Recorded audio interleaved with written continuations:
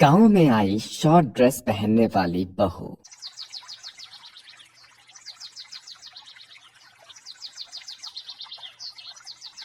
मोहित, मैं ऑफिस जा रही हूँ। मैंने तुम्हारा लंच पैक कर दिया है, तुम ध्यान से लंच अपने साथ ले जाना और पूरा फिनिश करके आना। ठीक है बाबा, ठीक है, लेकिन रुको, ये तुम क्या पहन कर जा रही हो? मैंने तुम्हें कई बार मना किया ना कि तुम इस तरह के मतलब ऐसे कपड़े मत पहना करो यार। अमित जी, अब आप फिर से शुरू मत हो जाइए। मैंने आपको कई बार कहा है कि मैं ऐसे ही कपड़े पहनूंगी, और वैसे भी इन कपड़ों में खराबी ही क्या है? आपको तो पता ही है कि ऑफिस में अब साड़ी पहनकर तो काम नहीं किया जा सकता ना। ठीक है बाबा, ठीक है, जाओ, लेकिन हाँ जरा ध्यान से जाना, ठीक है?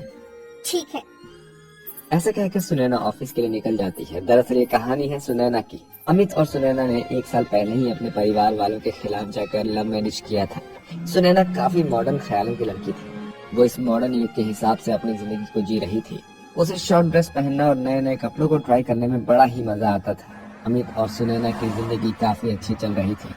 तभी एक दिन अमित की माँ का कॉल आता है। अमित बेटा, तेरे पिताजी की तबीयत बहुत ही ज्यादा खराब है। हो सके तो तू यहाँ आ जा। क्या पता आने से तेरे पिताजी कुछ और दिन जी ले। क्या हुआ माँ पिताजी को? मैं कल ही गाँव आता हूँ, आप फिक्र मत कीजिए, पिताजी को कुछ नहीं होगा। ठीक है बेटा। इसके बाद अमित अपनी पत्नी सुनैना को ये सारी बातें बताता है। सुनैना, हमें कल ही में हमारे गांव जाना होगा। पिताजी की तबीयत बहुत ही ज्यादा खराब है। मम्मी का फोन आया था।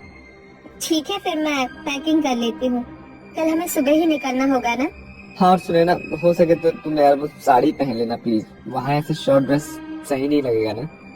तुम्हें तो पता ही है गाँव का माहौल कैसा होता है। देखिए अमित जी, मेरे पास साड़ी वगैरह नहीं है। आपको तो पता ही है कि मैं शुरू से ही ऐसे ही कपड़े पहनती हूँ।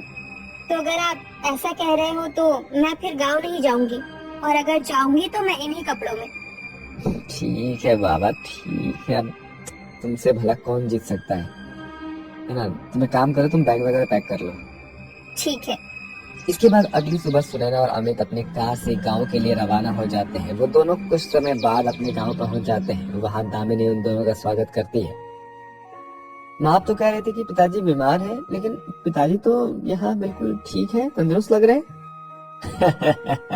अरे बेटा, तेरी माँ ने तुझसे झूठ बोला था। तेरी माँ का बस चले तो वो तो मुझे जीते जी ही मार दे। वैसे ये सब उसने तेरे को यहाँ पर बुलाने के लिए किया था, क्योंकि उसे तेरी बहुत याद आ रही थी, और तू अपने आप से तो ऐसे आने वाला नहीं था। हाँ, इसलिए मैंने ये सब किया बेटा। तू एक माँ का दर्द क्या समझेगा। चलो, अब बातें वगैरह बहुत हो गई। तुम सभी जाकर आराम करो, सफर में तुम थक गए होगे। इसके बाद सभी आराम करने के लिए चले जाते हैं। अगली सुबह दामिनी की बहू सुनैना अपनी छत से बालकनी पर खड़ी होकर अपने कानों में हेडफोन लगाकर एक्सरसाइज कर रही थी, और दामिनी जब ये नजारा देखती है तो सुनैना को टोक देती है। सुनैना बहू, वो मैं ये कह रही थी कि तुम इस तरीके से बालकनी में एक्सरसाइज वगैरह मत किया करो।